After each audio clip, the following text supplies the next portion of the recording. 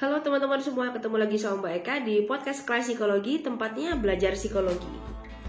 Oke teman-teman, gimana kabarnya? Mbak Eka selalu berharap semoga teman-teman semua dimanapun berada tetap dalam kondisi sehat walafiat dan gak kurang untuk apapun ya. Baik teman-teman semua, pada kesempatan kali ini Mbak Eka mau sharing nih atau mau kasih tips sama teman-teman. Temanya seputar anak ya. Nah, adapun yang akan Mbak Eka bahas adalah cara membentuk karakter anak agar mereka selalu bahagia. Oke teman-teman, kita samakan persepsi dulu ya. Sebenarnya setiap emosi itu memang penting banget untuk dipahami dan dipelajari oleh setiap anak. Nah tapi perlu juga diketahui bahwa ada emosi yang itu bisa teman-teman ajarkan supaya ketika kondisi anak sudah mencapai kondisi yang kita inginkan, mereka jadi bisa menerima berbagai hal baru untuk mempelajari hal tersebut. Nah, emosi apakah itu? Hal itu adalah emosi bahagia, teman-teman.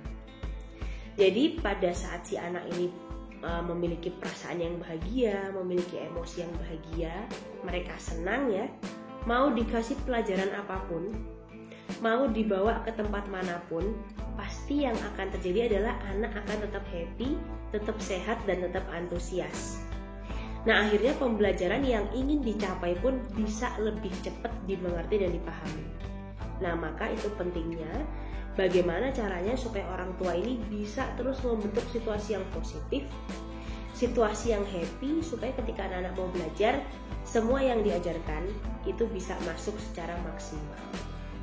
Nah, teman-teman, di nomor 1 ya, silahkan biasakan tersenyum. Jadi anak-anak yang mempunyai orang tua atau mempunyai figur lekat suka tersenyum, itu biasanya anak-anaknya pun juga jadi hobi tersenyum dan lebih ramah, teman-teman. Karena apa? Percaya nggak percaya, ternyata senyum itu bisa menular. Sama halnya dengan ketika kita lagi emosi atau kita lagi marah.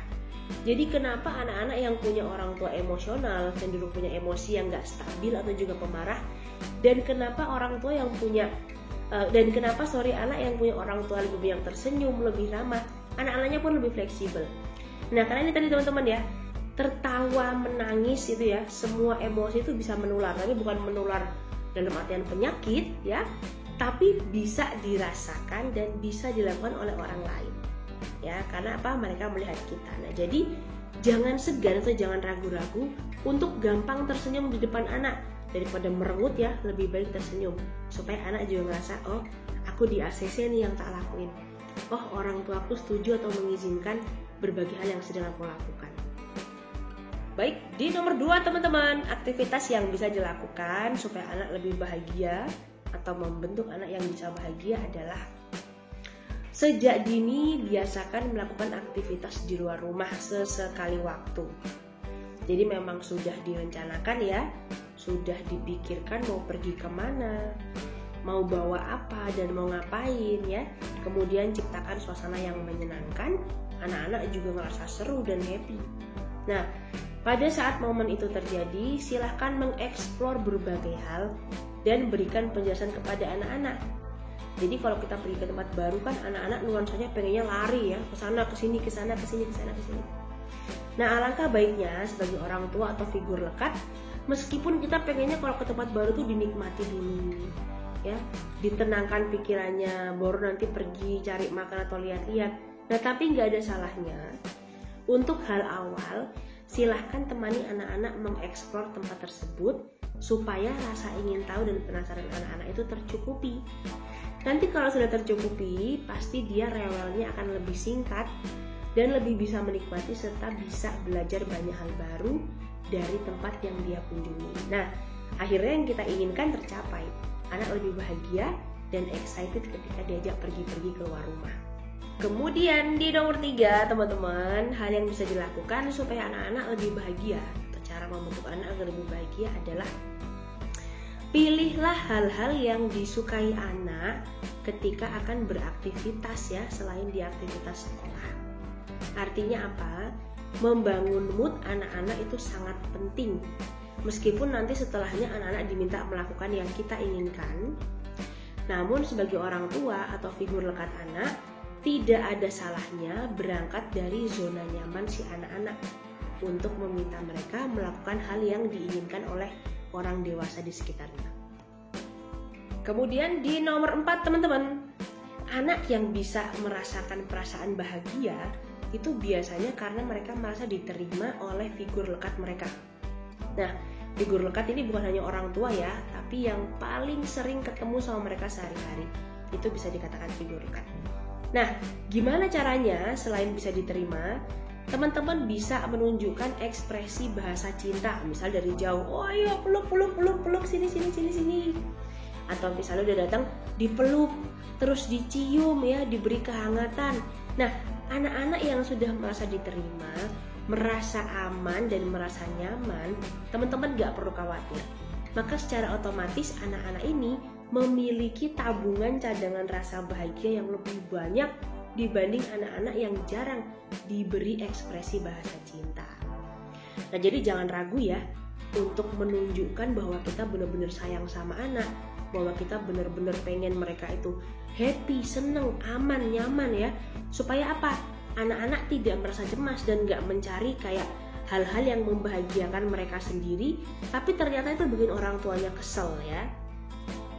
Kemudian di nomor 5 nih yang bisa bikin anak jadi lebih bahagia. Nah, kalau ini sih mereka percaya ya, bukan cuma anak yang bisa happy, tapi orang-orang dewasa, anak remaja pun juga bisa happy. Apakah itu di nomor 5 teman-teman? Tunjukkan atau beritahukan pada mereka berbagai hal spesial yang mereka miliki atau hal-hal spesial yang bisa anak-anak lakukan dan menjadi ciri khas mereka. Nah, ini biasanya yang tahu ya orang yang sering melihat dan memperhatikan. Misalnya tuh kayak seperti ini. Wah, hebat nih kakak, kalau lagi marah gak teriak-teriak atau gak suka mukul. Itu yang mama suka dari kakak, misalnya kayak gitu. Itu adalah hal istimewa yang mereka punya ya. Atau contoh yang lain, wah adik pinter sekali, kalau ada PR sekarang sudah bisa bertanggung jawab. Mama seneng banget, itu spesialnya adik, selalu bisa mengerjakan tugas-tugasnya sendiri tepat waktu. Misalnya begitu teman-teman. Jadi tunjukkan bahwa anak-anak ini punya sisi spesial yang harus diapresiasi oleh orang-orang di sekitarnya. Baik, di nomor 6 teman-teman. Nah, untuk membentuk anak agar mereka bisa lebih bahagia, itu latih anak agar tetap memiliki jiwa optimis. Ya, maksudnya gimana? Nah, fokuskanlah pada hal-hal yang sifatnya kamu pasti bisa. Orang tua yakin kamu pasti mampu melakukan itu. Wah, kamu pasti hebat di sekolah. Gak apa-apa, pelan-pelan, nanti temennya banyak. Meskipun sekarang masih sedikit, tapi nanti lama-lama temennya banyak ya. Oke, gak apa-apa sekarang makannya dikit, tapi nanti makannya ditambah lagi ya. Misalnya kayak gitu teman-teman. Jadi kita yakinkan secara optimis bahwa semua hal yang mungkin bagi anak-anak itu sulit, tapi ketika orang di sekitarnya mengatakan tidak apa-apa, nanti pelan-pelan pasti bisa bertambah tuh kemudahannya. Nah, secara otomatis di dalam benak atau pemikiran anak-anak ini juga akan berpikir sama seperti yang distimuluskan oleh orang dewasa di sekitarnya. Nah, jadi jangan ragu ya untuk melakukan hal tersebut. Terakhir teman-teman, di nomor 7, hal yang bisa dilakukan supaya anak-anak menjadi lebih bahagia itu adalah jangan lupa berikan waktu free time atau bermain dengan bebas. Namanya juga anak-anak, dunianya dunia bermain, belajar berbagai hal dengan cara bermain ya. Jadi fasilitasi, paling enggak sehari 1 jam atau sehari 2 jam, tapi lakukan setiap hari. Nah, jangan lupa ucapkan juga terima kasih karena anak-anak pada hari tersebut sudah menjadi anak yang baik. Atau meskipun mereka nangis atau rewel atau tantrum, katakan bahwa meskipun hari ini adik nangis, tapi hari ini adik juga cepat loh baiknya, cepat happy-nya, mama senang sekali. Besok kalau mau nangis tenang dulu ya, ambil air minum. Terus habis itu duduk diem sebentar, baru ngomong sama mama. Coba nggak usah pakai nangis. Nah, kalau teman-teman bisa melakukan hal itu secara rutin ya, atau teman-teman mau pilih secara konsisten nih poin ke-1, apa kedua, apa ketiga, atau keberapapun terserah teman-teman semua. Asal dilakukan secara konsisten, mereka yakin setiap anak-anak juga pasti akan lebih bahagia menjalani hari-hari dan kehidupan mereka. Nah, kalau anak-anak udah lebih bahagia, maka nggak ada lagi yang namanya rewel. Karena apa? Setiap hal yang ingin mereka lakukan, pasti mereka sudah sadar atau sudah tahu konsekuensinya. Gitu teman-teman semua, terima kasih banyak ya untuk yang udah nyimak podcast pada kesempatan kali ini sampai selesai. Jika bermanfaat, langsung aja share. Dan banyak titip salam untuk orang-orang tersayang di sekitar teman-teman semua. Sampai ketemu lagi pada podcast Kelas Psikologi di kesempatan yang lain ya. Dadah!